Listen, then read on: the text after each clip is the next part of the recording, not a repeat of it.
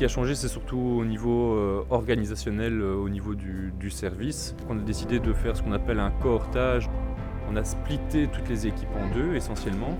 Donc on travaille tout le temps avec la même personne. Donc il y a une équipe pendant une semaine qui va faire la journée, il y a une équipe qui va faire la nuit. Ensuite, la deuxième semaine, c'est deux autres équipes, donc jour-nuit, qui reprennent un peu le flambeau. Et puis c'est à chaque fois un roulement comme ça qui se fait. On est passé en système de 12 heures, donc on fait des journées de 12 heures, donc 7 fois 12 heures. Et ensuite, on a 7 jours de récup. Donc en fait, la période de récup, comme on appelle ça, donc récupération, de un, c'est pour effectivement avoir du repos, mais c'est surtout pour avoir une période d'incubation. Donc on sait essentiellement que lors du coronavirus, on commence à développer les symptômes au niveau moyen dans les 4 à 5 jours.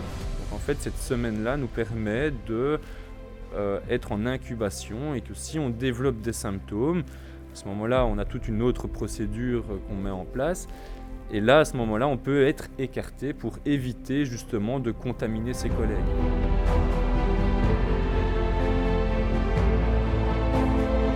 C'est très compliqué. J'ai personnellement la chance d'avoir une épouse qui pour l'instant est en chômage technique, on va dire, et donc du coup peut rester à la maison pour garder notre petit garçon. Mais j'ai des collègues où ils sont tous les deux dans le domaine de la santé, où c'est compliqué pour eux parce que les crèches, pour la plupart, sont fermées, ou pour garder leur enfant, ça devient compliqué également parce que les grands-parents c'est pas qu'ils ne veulent plus garder leur petit-fils ou leur petite-fille, mais il y a un risque énorme de contagion aussi.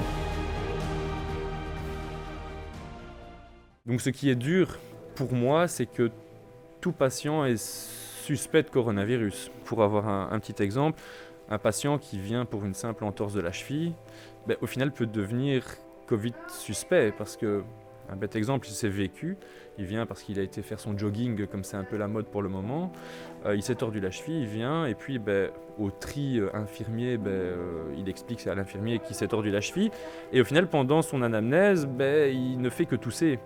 Et puis l'infirmier pousse l'anamnèse un peu plus loin. Oui, vous toussez. Ah oui, ça fait 3 jours que je tousse, je fais de la température. Le problème, c'est que du côté propre, ils n'ont pas les mêmes mesures de sécurité que nous ici, où on est habillé en scaphandre complet pour aller voir les malades suspects de coronavirus. Ce qu'on a remarqué à Charleroi, c'est que les patients qui sont vraiment très moches, comme on appelle ça dans le jargon, donc qui sont vraiment au bout du rouleau, concernant le corona, on n'en a pas eu énormément. Donc c'est généralement des patients qui sont hospitalisés et ensuite qui se dégradent dans les étages et qui sont ensuite admis aux soins intensifs.